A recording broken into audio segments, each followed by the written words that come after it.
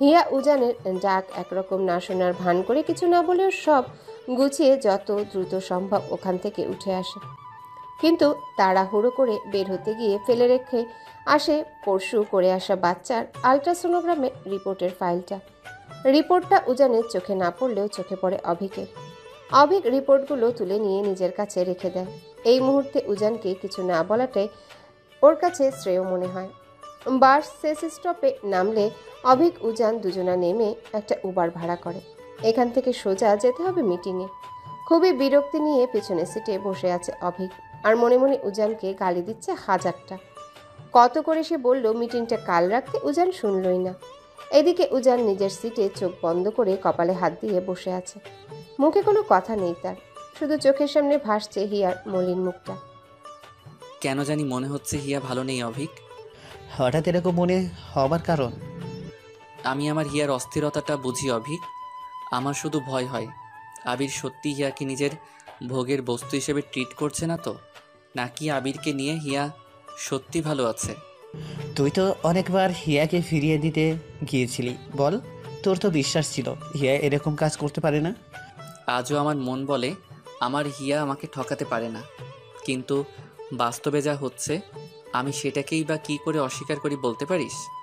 ওহ, ভালো কথা মনে করে দিয়েছিস। তখন হিয়া চলে যাবার পর খেয়াল করলাম হিয়ার কি যেন একটা ফাইল পড়ে গিয়েছিল। ওয়েট।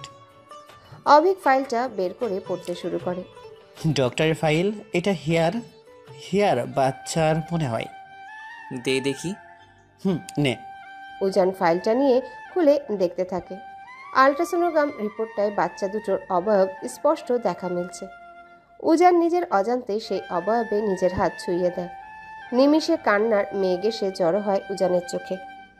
আজ এই বাচ্চাটা তো উজানের হতে পারত। উজান হিয়া দুজনে আজ একসাথে।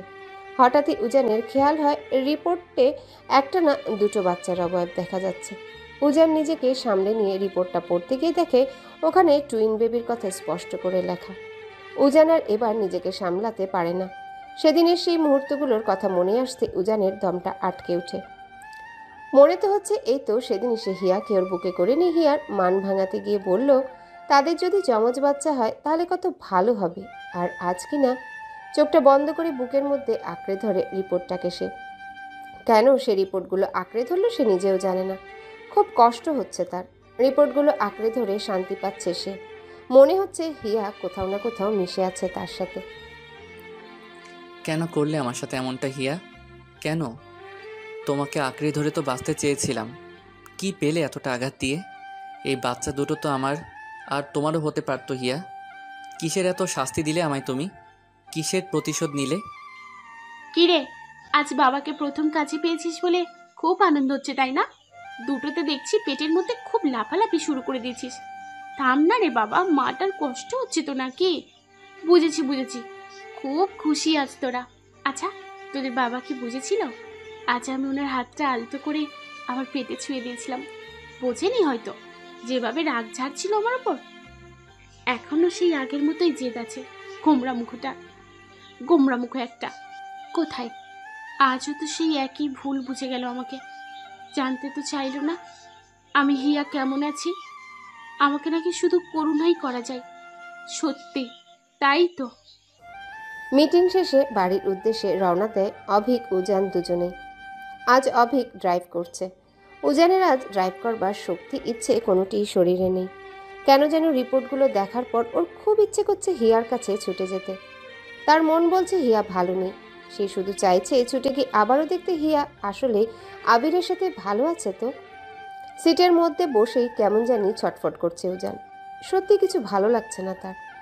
কেন দেখা হতে হলো হিয়ার সাথে আজও? বেশ তো ছিল সবটা, সে তো হিয়ার সব অপমান মেনেই নিয়েছিল।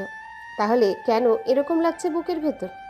অভিক বুঝে উজানের এই অস্থিরতা, কিন্তু উজানকে শান্ত করবার উপায়টাও যে তার জানা নেই। রিপোর্টগুলো হিয়াকে দিয়ে আসাটা জরুরি মনে হচ্ছে। কখন কোথায় গিয়ে লাগে? হ্যাঁ, কিছু বললি? বললাম রিপোর্টগুলো হয়তো জরুরি হিয়ার জন্য। একটা কাজ করলে হয় না হিয়াকে বা আবিরকে রিপোর্টগুলো দিয়ে? কোথায় খুঁজবি ওদের তুই? হিয়া তো এখন ওর আগের বাড়িটাতেও থাকে না, যেখানে গিয়ে আমি ওকে অনেকবার ফিরিয়ে আনতে চেয়েছিলাম। ওদের নতুন কোনো ঠিকানা জানা আছে তোর? তা জানা নেই। আচ্ছা, রিপোর্টে তো বাচ্চার গার্জিয়ানের নাম্বার থাকার কথা। ওই নাম্বারে একটা কল করে দেখলে হয় না? আবির তো মনে হয় ওর নাম্বারটা চেঞ্জ করে নিয়েছে। দেখছি। উজান রিপোর্টগুলোর সামনের অংশে গার্ডিয়ান পরিচয়টুকু পড়তে গিয়েই থমকে যায়। ওখানে যা লেখা আছে সেটা সে কিছুতেই বিশ্বাস করতে পারে না। বাবার নামের জায়গায় স্পষ্ট করে লেখা উজান শাহরিয়ার, আর মায়ের নামের জায়গায় হিয়া শাহরিয়ার। দমটা মুহূর্তেই বন্ধ হয়ে আসে উজানের, বুকটা হয়ে ওঠে শূন্য।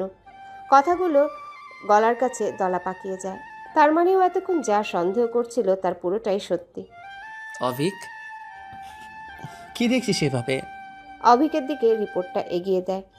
উজান শাহরিয়ার। মুহূর্তে রাগের পাহাড় এসে জমা হয় উজানের মাঝে।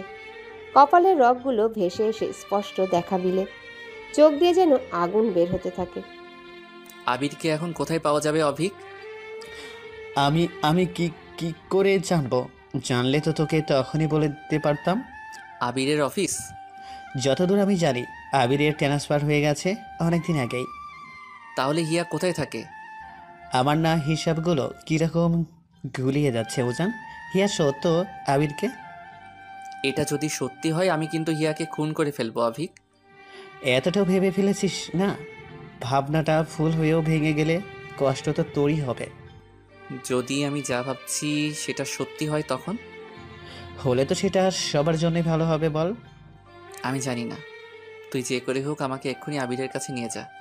আমি সত্যিটা জানতে চাই। সন্ধিকে একটা ফোন করলে হয় না? আই থিঙ্ক সন্ধি জানে আবির কোথায়। সেই দিন ওই ইনসিডেন্টার পুরো তো সন্ধির সাথে আবির যোগাযোগটা রাখতো। সন্ধি আবিরের সাথে যোগাযোগ করতো? করতো, ওসব বাদ দে। সন্ধিকে একটা ফোন দে, তুই কথা বল। আমি জানতে চাইলে হয়তো সন্ধি নাও বলতে পারে। ট্রান্সফার হয়ে চলে যাওয়ার পর তো সন্ধি রাগে আর আমার সাথে কোনো যোগাযোগ করে না। উজান একটা দীর্ঘশ্বাস টেনে সন্ধিকে ফোন করে। বাহ, সূর্য আজ কোন দিকে উঠেছে? আজ হঠাৎ আমাকে এতবার ফোন দেওয়া হচ্ছে। কোন রাজকার্যে ব্যস্ত ছিলি? এতক্ষণ লাগে একটা ফোন ধরতে তোর? গলা খাকিয়ে চিৎকার করছিস কেন এমন? মিটিংয়ে ছিলাম, ফোন সাইলেন্টে ছিল বলে শুনতে পারিনি। এতবার যে ফোন দিলি। ওদিকে বাড়ির সব ঠিক আছে? আন্টির শরীর ভালো আছে তো? আন্টির শরীর ভালো আছে তো? সবাই ভালো আছে। তাহলে আবির কোথায় সন্ধি? আবির কোথায় মানে? তুই সবটা জানিস, আমি জানি। এখন প্লিজ বলবি কি আবির কোথায় থাকে? না, বলবো না। কেন বলবো? এতদিন পর তোর রিয়েলাইজেশন হলো হিয়া কি করতে পারবে বা না পারে। তার মানে আমি এতদিন যা ভেবে এসেছি সেটা ঠিক? আমি জানি না। তুই সব জানিস? হ্যাঁ জানি তো। আমাকে কি পেয়েছিস তোরা সবাই খেলার পুতুল? ইচ্ছে মতো আমাকে নিয়ে যা খুশি করছিস। ও কাউকে নিয়ে কিছু করছে না, সবাই শুধু চাইছে সবার ভালোবাসার মানুষটা যেন সুখে থাকে, এতটুকুই। তুই তার মানে বলবি না আবির কোথায়, তাই তো? আবিরকে না খুঁজে হিয়াকে গিয়ে খুঁজ, কাজে দেবে। আমি আবিরের সাথে কথা বলতে চাই, হিয়াকে তো আমি পরে দেখে নিচ্ছি। কি করবি? আবিরের সাথে দেখা করে আবার ওই মারপিট, ভুল বুঝাবুঝি এগুলো, তাই তো? তোকে একদিন বলেছিলাম না তোর জন্মই হয়েছে আবিরকে ভুল বোঝার জন্য? আজ আমি সেটা প্রমাণও পাচ্ছি। আমি তোকে আর একবার জিজ্ঞেস করবো আবির কোথায়। ঠিকানা টেক্সট করে দিচ্ছি, তবে একটা রিকোয়েস্ট করব। অনেক তো এসব ভুল বোঝাবুঝি করে নিজেদের বন্ধুত্বটা নষ্ট করে দিলি। এবার অন্তত আবিরকে জড়িয়ে একটা সরি বলে দিস। রাখছি। সন্ধি ফোন রেখে উজানকে আবিরের ঠিকানা টেক্সট করে দেয়। উজান অভিককে নিয়ে সেই রাতেই আবিরের বাড়িতে গিয়ে পৌঁছে। এত রাতে উজানকে ঠিক আবির আশা করেনি। গেট খুলে উজানকে বসতে দিতেই উজান আবিরকে রিকোয়েস্ট করে হিয়া কোথায় সেটা বলতে। আবির প্রথমে না করলে উজানকে ফিরিয়ে দেবার সাহস ওর হয় না। আবির হয়তো তখনও চুপ থাকতো, কিন্তু যখন জানতে পারলো উজান শেষে আর নীলিমাকে বিয়েটা করেনি, তখন সে অনেকটা হালকা হয়ে সবটা বলে দেয়। সেদিন ওই বিয়ের পেপারস থেকে শুরু করে যা যা হিয়া বলেছিল সবটাই ছিল মিথ্যে। হিয়া শুধু নীলিমার কথা ভেবে এত বড় একটা ডিসিশন নিতে রাজি হয়। আবির এটাও বলে সে ও সময় জানতো না হিয়া কনসিভ করেছে। ইনফ্যাক্ট হিয়া নিজেও ওই সময় বুঝতে পারেনি যে ও কিছুদিন আগেই আবির জেনেছে। সবটা যদি আগে জানতো তাহলে হয়তো আবির হিয়াকে এত বড় একটা কাজ করতে কখনোই দিত না। আবির থেকে সব শুনে উজানের আজ হিয়ার উপর ভীষণ রাগ হচ্ছে। মনে হচ্ছে হিয়ার সামনে থাকলে হয়তো হিয়াকেও নিজ হাতে গলা টিপে খুন করে ফেলত। এত বড় একটা ডিসিশন নেবার আগে হিয়া একবারও ভাবল না ওর কথা। না, আজকে হিয়াকে এসবের জন্য কঠিন শাস্তি দিতে হবে, হিয়ার দেওয়া আঘাতের চাইতেও কঠিন। উজান আবিরকে কি বলবে ঠিক বুঝে উঠতে পারে না। আবির উজানকে হিয়ার ঠিকানা দিয়ে বলে, তুই আপাতত হিয়ার কাছে যা, আমার সাথে ঝগড়া রাগারাগিটা না হয় অন্য একদিন মিটিয়ে নিস। উজান কিছু বলে না, শুধু আবিরকে একবার জড়িয়ে ধরে সরি বলে ওঠে। আবির তাতেই অনেক খুশি। যাক, কিছুটা হলেও তো উজান রিয়ালাইজ করেছে আবির এতটাও খারাপ ছেলে না। হয়তো কখনো এটাও উজান জানতে পারবে, যার জন্য আবিরের সাথে তার এত ভুল বুঝাবুঝি, সেই ঘটনাটার জন্য আবির কোনোভাবেই দায়ী না। উজান অভিকে বাড়িতে ড্রপ করে দিয়ে হিয়ার ঠিকানার উদ্দেশ্যে রওনা দেয়। অভিক অনেক রিকোয়েস্ট করে উজানের সাথে যাবার জন্য, কিন্তু উজান রাজি হয় না। হিয়ার সাথে বোঝাপড়াটা সে একাই সারতে চায়। অভিক থাকলে হয়তো সে হিয়াকে ঠিক করে শাস্তি দিতে পারবে না। তার যে হিয়াকে আজ খুব শাস্তি দিতে হবে, খুব খুব। রাত তখন 3টার কাটা ছুঁই ছুঁই। হিয়া তার ছোট্ট বিছানাটায় কাঁথা মুড়িয়ে ঘুমিয়ে আছে খুব শান্তভাবে। হিয়া যেই খালাটার সাথে থাকে, ওই খালাটা 2 দিন হলো গ্রামের বাড়িতে গিয়েছে, তাই হিয়া আজ 2 দিন ধরে বাড়িতে একা। হঠাৎই কলিং বেলের লাগাতার শব্দে ঘুম ভেঙে আসে হিয়ার। কাঁথাটা গা থেকে সরিয়ে উঠে বসে হিয়া। এই এত রাতে আবার কে আসলো? কটা বাজে? রাত 3টের সময় কে আসতে পারে? দরজা খোলাটা কি ঠিক হবে? আমার জানলা দিয়ে দেখবো কে নিচে একবার। হিয়া উঠে জানালা দিয়ে নিচে দেখতে চেষ্টা করে কে এসেছে, কিন্তু হিয়া দেখতে পারে না। একটু খেয়াল করলে হিয়া দেখতে পারে সামনে একটা গাড়ি দাঁড়িয়ে, যেটা একদম হুবহু উজানের গাড়িটার মতো। হিয়া কিছু বুঝতে পারে না, এখানে হঠাৎ উজানের গাড়ি কেন আসতে যাবে। এদিকে উজান কলিং বেল বাজে, এবার চিৎকার করে হিয়া হিয়া বলে ডাকতে শুরু করে। দরজা ধাক্কাতে থাকে জোরে জোরে। হিয়া ঠিক কী করবে বুঝতে পারে না। উজানের গলার আওয়াজ তার খুব ভালো করেই চেনা। এটা যে উজানি ওকে ডাকছে সে ব্যাপারে সে নিশ্চিত, কিন্তু এই এত রাতে উজান কেন হঠাৎ? হিয়া কোনো স্বপ্ন দেখছে না তো?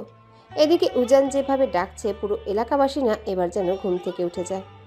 শেষমেশ হিয়া বাধ্য হয়ে গেটটা আলতো করে খুলে দিতেই উজান দুম করে ভেতরে ঢুকে ধাম করে দরজা লাগিয়ে হিয়ার গালে পরপর 2টো দাবাং মার্কা চর বসিয়ে দেয়। চর খেয়ে হিয়া তো পুরোই শকড। এমনিতেই উজানের এই হুট করে বাড়িতে আসার কারণ কিছুতেই তার মাথায় ঢুকছে না, তার উপর এরকম করে পরপর 2টো চর।